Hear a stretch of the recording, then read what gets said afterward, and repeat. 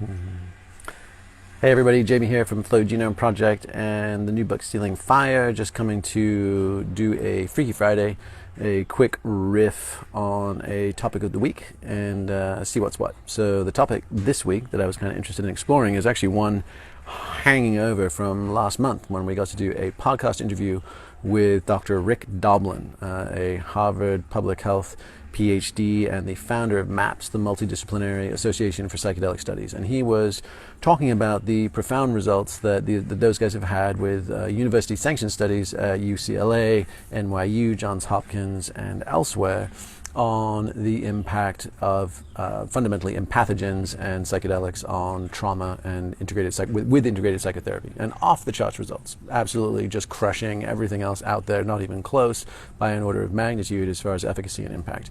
But now here's the question I had, because my sense is that what I'd like to explore this afternoon is the sort of the asymptote of ecstasis, in the sense that how your first experiences can be profoundly impactful, and yet if you just play it through and you just look at who are the sort of super deep and long on all these different technologies, whether it's meditation, whether it's dance and music arts, whether it's flow and action sports, whether it's smart tech and jiggering with volts and magnets and everything else, or pharmacological priming, any of these things appear to have diminishing returns at some point. And I think, to me, that was the question. So I asked Rick, I was like, well, look, mate, if 1 to 3 episodes of MDMA therapy or 3 gram psilocybin studies or whatever it would be kind of the fast routes there, produce all these outsized benefits, right? Some people saying utterly life-changing, total remission of varying psychological and physiological ailments, blah, blah, blah. Well, then what's the 10th? And what's the 99th?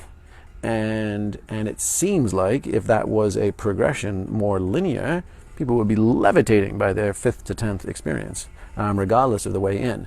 But it doesn't feel that way. And it feels like something else happens. And we just had some folks come in. James Andrew, hi from Austin. Awesome to see you, James. Megan was saying hi from Chicago. I hope you guys are in springtime already. That is a potentially bitter and windy place when everywhere else is green like this. This is Austin, Texas, looking good.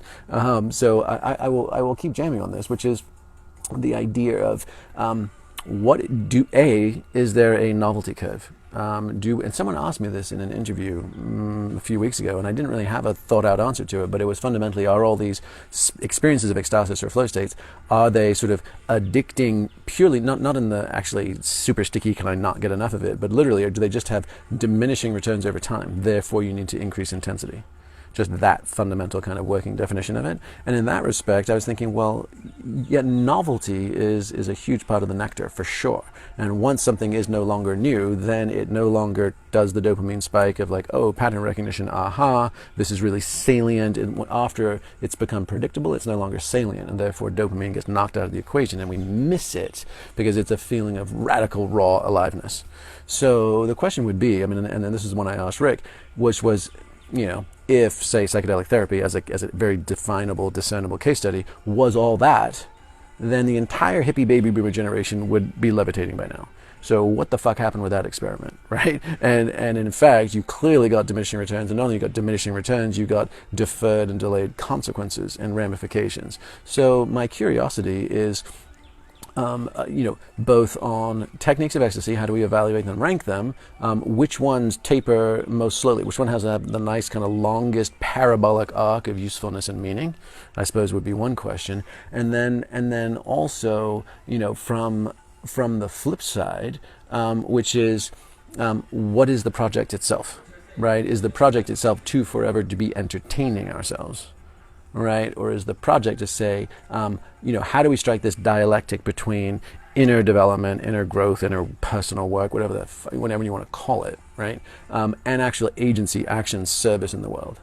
And Bob Keegan at Harvard actually had an interesting point on that, because he works very deeply on immunity to changes and how people will have a different development. He's got a super complex, really helpful map of adult development and consciousness, but he's basically saying that at any given inflection point, we kind of, we climb a developmental ladder, as it were, and at every place we go from the goldfish swimming in the bowl to the next level up, we go from subjectively immersed into objectively self-aware. Right, and that's the unlocking move. We move to the next level, get to keep playing the game.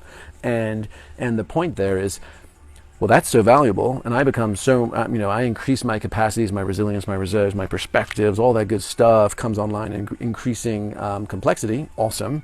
But then the question is, while Rome burns. So do we crawl up our own asses of endless self-development while the world urgently needs us? And so his response, not surprisingly, being a relatively complex and sophisticated guy himself, is to say it's both, right? Do inner developmental work, right? And at the same time, deploy.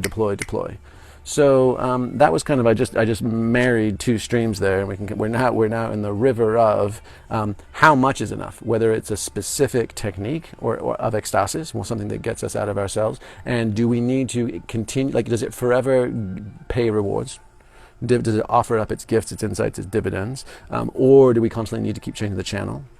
And how do we strike the balance there? And then also the what is the appropriate balance between me being in this world and then me cultivating my perspective that I am not of it?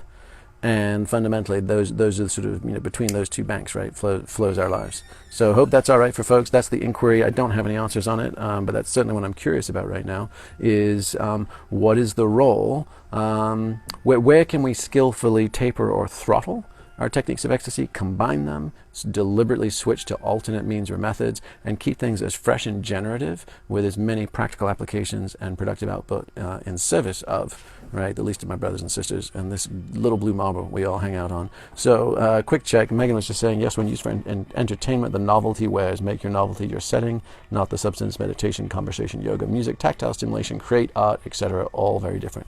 Absolutely awesome. And then Christine was just saying, change the channel or become jaded. Yeah, I think clearly novelty keeps us in a childlike state of learning and openness because we don't know what's going to happen next, right? And that when was the last time we felt that way? So absolutely, if in doubt, always choose the new experience. That's my maxim. It's a kick in the ass, especially when like someone wants to do an early morning surf session or backcountry ski or whatever it would be, and you're like, it's so easy just to roll over and just punt on this one and have a day just like today.